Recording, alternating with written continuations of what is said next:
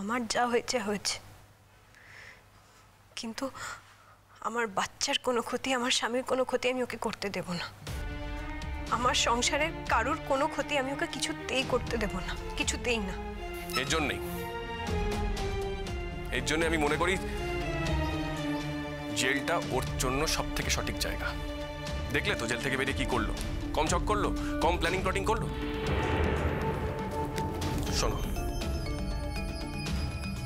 ওর নিজের কোনো প্রাণের ভয় নেই, ওর প্রাণের ভয়। তাই আমি মনে করি জেলটা ওর জন্য সব থেকে নিরাপদ, ওর জন্য, আমাদের জন্য। কারণ জেলের বাইরে বেরোলে আমাদেরকে বারবার বিরক্ত। ছোটবেলা থেকে আমি দিদিনের কাছে একটা শিক্ষাই পেয়েছি, মানুষকে ভালোবাসলে তার প্রতিদান পাওয়া যায়। কিন্তু ঐশ্বর্য দিদির কাছে আমার সেই নিয়ম আর খাটলো না গো। আমি ওকে ভালোবেসে দেখলাম, ভালোবাসার প্রতিদান যে সবসময় ভালোবাসাই হয় তা নয় গো। ভালোবাসার প্রতিদান প্রতিহিংসাও হয়। ও যখন আমাকে জোর করে বিষটা খাইয়ে দিল, তারপর যখন আমার দিকে তাকিয়েছিল,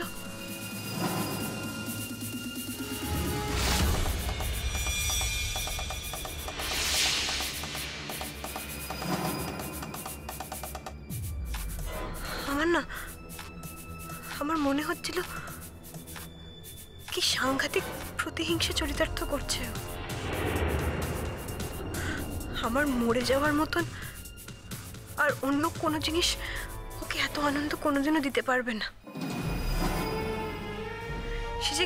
সে যে কি সাংঘাতিক দৃশ্য তুমি বুঝতে পারবে না, আমি তোমাকে বোঝাতেও পারবো না। সেই তো, এরপরেও যখন তোমাকে আমি বলছি তুমি ঐশ্বর্য শাস্তির ব্যাপারে কোনো কথা বলবে না, তুমি তাকিয়ে আছো। মানে তুমি নিজে থেকে বলছো না তুমি এই ব্যাপারে কোনো কথা বলবে না, বলার কোনো প্রশ্নই ওঠে না। আমি তো আসল কথাটা বলেছি, বলো বলিনি? আমার স্বামী, আমার সংসার, আমার বাচ্চার কোনো ক্ষতি আমি ওকে আর কিছুতেই করতে দেব না। তার জন্য যা করতে হয় আমি করব। এতেই তো সব কথাটাই বলা হয়ে গেল। এরপরেও কি আর ভেঙে বলতে হবে আমায়?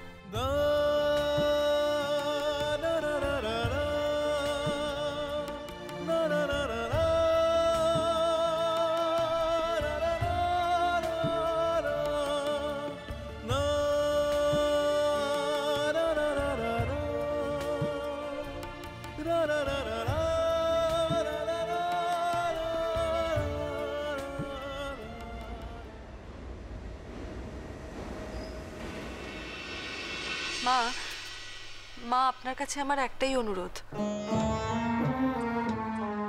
আপনি আমার বোনের বিয়েতে যাবেন তো? মা, তোমাকে কিন্তু অনেকবার বলেছি, আর তুমিও বলেছো যে দেখবো। তা আমার যাওয়া না যাওয়ায় কি এসে যাবে? তোমার বোনের বিয়ে কি বন্ধ হয়ে যাবে? না মা, তা হবে না, কিন্তু আপনি না গেলে আমি যাব না। বাবা, আরো যে কত নাটক দেখবো। আসলে যে নাটক করে সে সব সময় সবকিছুর মধ্যে নাটকই দেখতে পায়। তোমার এখন সেই অবস্থা হয়েছে বৌদি। প্লিজ ঠাকুরপো, মুখ সামলে কথা বলো বলে দিচ্ছি। আচ্ছা, আমরা এখন নিজেদের মধ্যে কথা বলছি, তুমি এর মধ্যে না হয় নাই ঢুকলে বড় বৌদি। বাহ বাহ পলিন, বাহ, এক কথা একেবারে আমাকে বুঝিয়ে দিলি, হ্যাঁ, যে আমি তোদের বাড়ির কেউ নয়, তাই না? আচ্ছা, কি করবো বলো তো বড় বৌদি, বাধ্য হলাম। দেখো বৌদি কত চেষ্টা করছে সংসারটা নিজের মতো করে চালাতে, মাকে মানিয়ে নিতে চেষ্টা করছে, আমাদেরকে মানিয়ে নিতে চেষ্টা করছে, তোমাকেও মানিয়ে নিতে চেষ্টা করছে।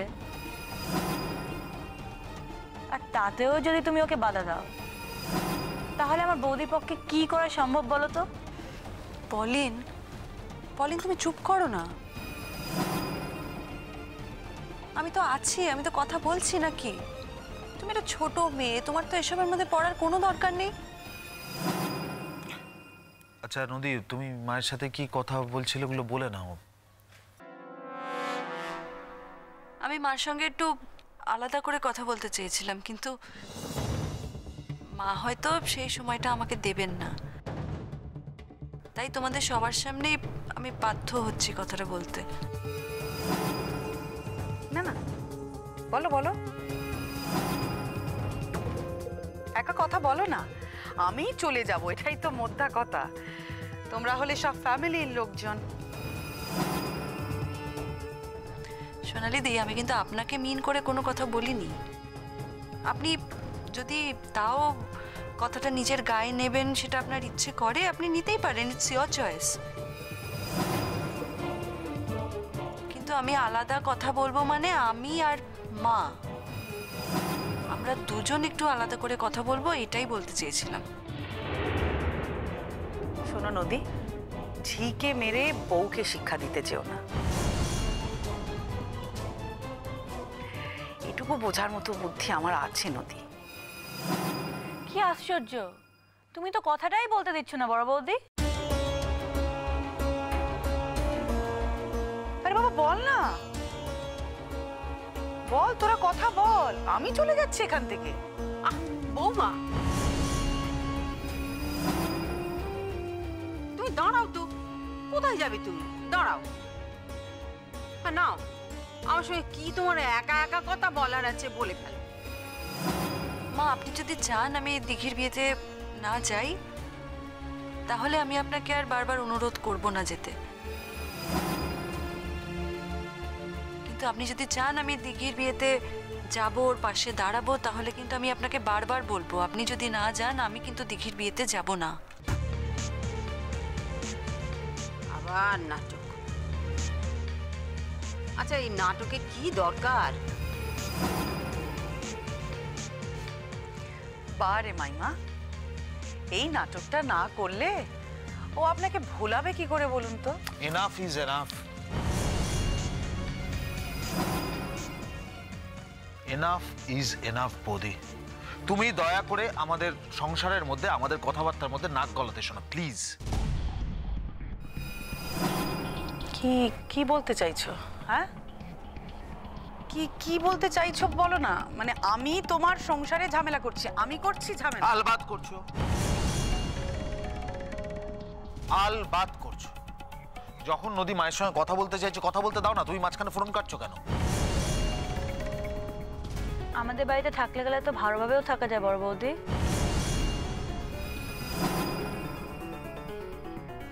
কি বললি তুই? ঠিকই বলেছি তো, মা তোমাকে ছাড়বে না তো ঠিক আছে, তো তুমি ভালোভাবে থাকছো না কেন? বৌদির জায়গাটা সবসময় নষ্ট করতে চাইছো কেন? আচ্ছা, তুমি নিজে একটা মেয়ে, আরেকটা মেয়েকে এরম ভাবে কষ্ট দিতে তোমার খারাপ লাগে না? পলিন, পলিন, পলিন, তুমি তোমার বৌদি ভাইকে এত দুর্বল ভাবো কেন? সোনালী বৌদির কিন্তু আমাকে কষ্ট দেওয়ার কোনো ক্ষমতা নেই। আমি যথেষ্ট শক্ত। মা, মা, আমি এটা দিঘির জন্য কিনেছি।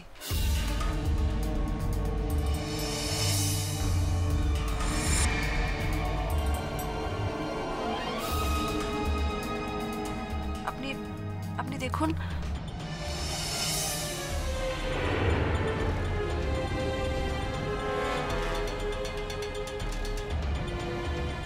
এটা কিন্তু আপনাকেই দিতে হবে। আপনি যখন যাবেন দিঘির কাছে, আপনাকে এটা দিতে হবে। আর আপনি যদি না যান, সেক্ষেত্রে আমিও তো যাব না, তাহলে আমি বরং পার্থকে দিয়ে পাঠিয়ে দেব। আর এটাও বলে দেবো যে এটা আমার শাশুড়ি মায়ের আশীর্বাদই উনি পাঠিয়েছেন। কেন? না তুমি কি আমাকে দয়া দেখাচ্ছ নাকি? এতে দয়ার কি আছে মা? আমার বোনের জন্য আমি একটা উপহার কিনবো, সেটা তো আমার ইচ্ছে করতেই পারে, কিন্তু আপনি থাকতে আমি নিজের হাতে সেই উপহারটা দেব, সেটা অত্যন্ত অশোভনীয়। শোনো, আমার যা সামর্থ্য আছে আমি তাই দেবো। আমার এত ভারী গয়না দেবার মতন সামর্থ্য নেই। না, হতে পারে আমার ছেলের এখন অনেক টাকা হয়েছে, সে তার শালিকে আরে সাত নড়ির হার দিল, কি আরে শীতে হার দিল, সে দিতেই পারে। তাতে আমার অবশ্যই কিছু না, আমি যা আমি তাই। এসব কি বলছো মা? ওই হারটা আমি কিনেই নি। পারত, আমি তো ঘাসি মুখ দিয়ে চলি না। এত ভারী একটা গয়না তোর বউ নিজের পয়সায় কিনে আনলো, তুই টাকা দিসনি, এটা আমায় বিশ্বাস করতে বলিস না। বিশ্বাস করবেন কি করবেন না সেটা আপনার ইচ্ছে, কিন্তু আমার বোনের জন্য আমি একটা গিফট কিনবো আর সেই গিফটের টাকাটা আমি পার্থর থেকে নেব, সেটা আমার ভাবতেও আত্মমর্যাদায় লাগে। আর যেহেতু আমি চাকরি করি, আমি নিজেই কিনেছি এটা। যদি চাকরি না করতাম হয়তো গিফটের টাকাটা আমি পার্থর থেকেই নিতাম, কিন্তু চাকরিটা করি বলে গিফট আমি নিজেই কিনেছি। তা বেশ তো, তা তুমি যদি কিনে থাকো তাহলে আমার হাত দিয়ে দেওয়াতে চাইছো কেন? তুমি কিনেছো, তুমি দাও। দেওয়াতে কেন চাইছি সেটা তো আমি আপনাকে বললাম। আর একটা বাড়িতে সবাই মিলে একসঙ্গে থাকলে যে যা খুশি কিনতেই পারে, কিন্তু আপনি তো এবারই গার্জিয়ান, তাই আমরা নিজের হাতে জিনিসটা দিতে পারি না, দিতে হলে আপনাকেই দেওয়া উচিত। দেখো, আমার শরীর ভালো নেই, আমি যেতে পারবো কিনা আমি জানি না, ও ঠিক নেই। এমন কিছু শরীর খারাপ নেই তো তোমার মা, তুমি এই শরীর খারাপ নিয়ে অনেক জায়গায় গেছো। শুধু বৌদির বাপের বাড়ি বলে যেতে চাইছো না কেন বলো তো? আচ্ছা, তারা কি তোমার সঙ্গে কোনো খারাপ ব্যবহার করেছে যে তুমি যেতে চাইছো না? বাবা, মাইমা, আপনার মেয়ে তো পুরো বিক্রি হয়ে গেছে।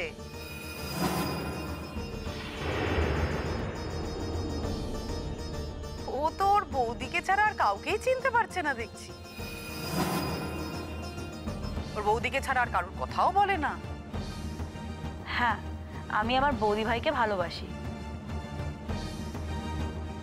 আর আমি মায়ের কাছ থেকে চিরকাল শুনেছি যে বৌদি মায়ের সমান।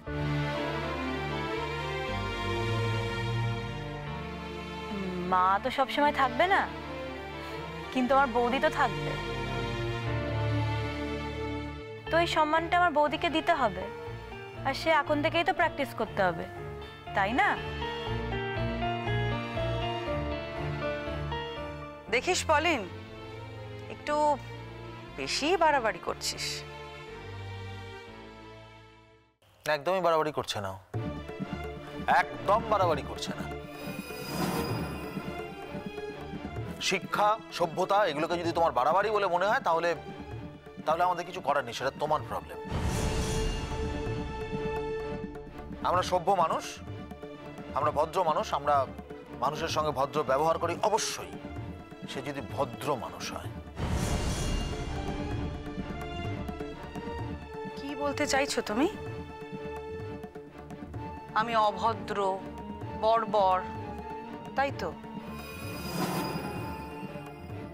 সেটা আমি বলিনি তো, তুমি নিজেই নিজের সম্পর্কে বলে দিলে যে তুমি কি। আমি শুধু এইটুকু বলেছি যে আমরা কি। হ্যাঁ, জানি জানি জানি জানি, এখন আমরা তোমরা হয়ে গেছে, সবই এখন আমরা আর তোমরা, তাই তো? তোমরা তোমরা সব একটা দলে পড়েছো আর আর আমি একা আলাদা একটা দিক। দলটা কিন্তু আমি করতে চাইনি সোনালিদি, আপনি আমাকে বাধ্য করেছেন। এখনো সময় আছে, এখনো সময় আছে। আপনি আপনি যদি আমাদের সঙ্গে ভালোভাবে থাকেন তাহলে কিন্তু আমি আপনাকে বড় দিদির মতোই সম্মান দেব। আমি সব ভুলে যাব, আপনাদের পুরনো জীবনে কি ঘটেছে না ঘটেছে আমি সত্যি ভুলে যাব।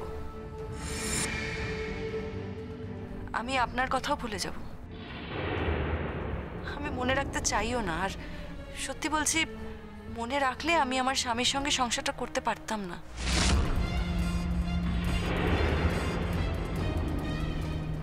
আমি চাই না আমার জীবনটা আমি অশান্তির মধ্যে দিয়ে কাটাই।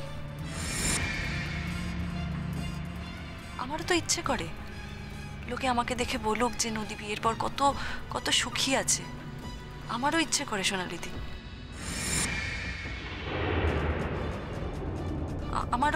আমারও ইচ্ছে করে আমি আমি সবাইকে নিয়ে, আমার শাশুড়ি মা, আমার ননদ, যা, আমি সবাইকে নিয়ে একসঙ্গে থাকবো।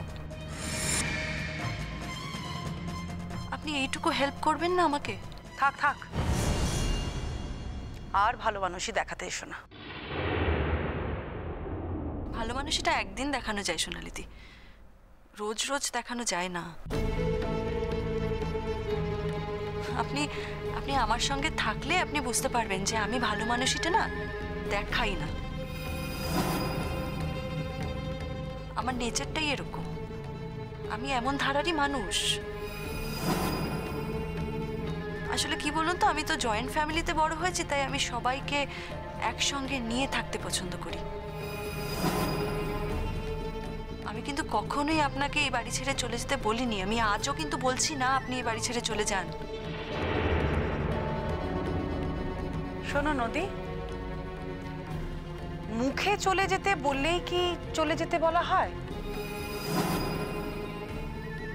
মুখে চলে যেতে না বললেও কিন্তু চলে যেতে বলা হয়। হ্যাঁ, আর সেটা বুঝতে আমার কোনো অসুবিধে নেই নদী। তুমি এখন পার্থর কাছে ভালো সাজবে, মাইমার কাছে, তোমার শাশুড়িমার কাছে ভালো সাজবে, তোমার ননদের কাছে ভালো সাজবে বলে মুখে আমাকে চলে যেতে বলতে পারছো না। হ্যাঁ, এটাই হলো আসল কথা। আর তোমার মনের কথাটা কি সেটা অন্তত আমার বুঝতে কোনো অসুবিধে নেই নদী। যদি তাই হয় তাহলে তারপরও তুমি এই বাড়িতে আছো কেন বৌদি? হ্যাঁ,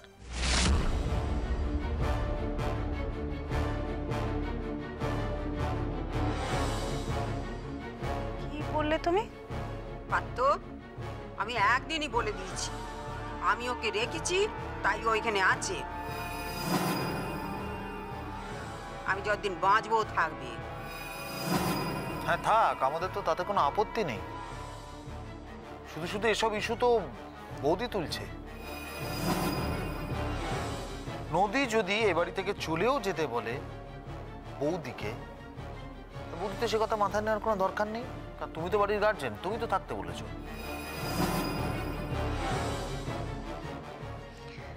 ঠাকুরপো, আজ আজ দিন পেয়ে তুমি কিন্তু আমাকে অনেক অপমান করছো, অনেক। পুরনো সব দিনের কথা তুমি বোধহয় ভুলে গেছো। পুরনো সব দিনের কথা আমি ভুলে যাইনি, তবে ভুলে যাওয়ার চেষ্টা করছি। পুরনো সব দিনগুলোকে আমি মর্যাদা তখনই দিতাম যদি, মানে ইনফ্যাক্ট ওই দিনগুলোকে সবচেয়ে বেশি অমর্যাদা তো তুমি দিয়েছো, তুমি করো। এখন আমার একটাই ধ্যান জ্ঞান, আমি পুরনোকে ভুলে আমি নতুন দিনগুলো নিয়ে বাঁচতে চাই। আমি বাঁচতে চাই শান্তিতে। ঠাকুরপো, মা, আমরা আসল কথা থেকেই সরে যাচ্ছি। আচ্ছা তুমি বলো তো, তুমি কি যাবে না যাবে না? কানে শুনতে পাসনি? আমি তো বারবার করে বলছি আমার শরীরটা ভালো নেই, আমি যেতে পারবো না। এক কথা বারবার বারবার করে বলে যাচ্ছে। না, তোমার শরীর ভালো আছে। এই তো সেদিন পুজোর দিনে তুমি জেঠিমাদের বাড়িতে গেলে, কই তখন তো বললে না যে তোমার শরীর খারাপ?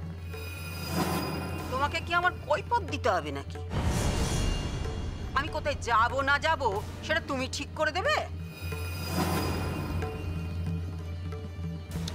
আমি তো কিছু ঠিক করছি না, আমি এমনি বলছি যে যদি তুমি ওখানেও যেতে পারো তাহলে তুমি বৌদির বাপের বাড়িতেও যেতে পারো।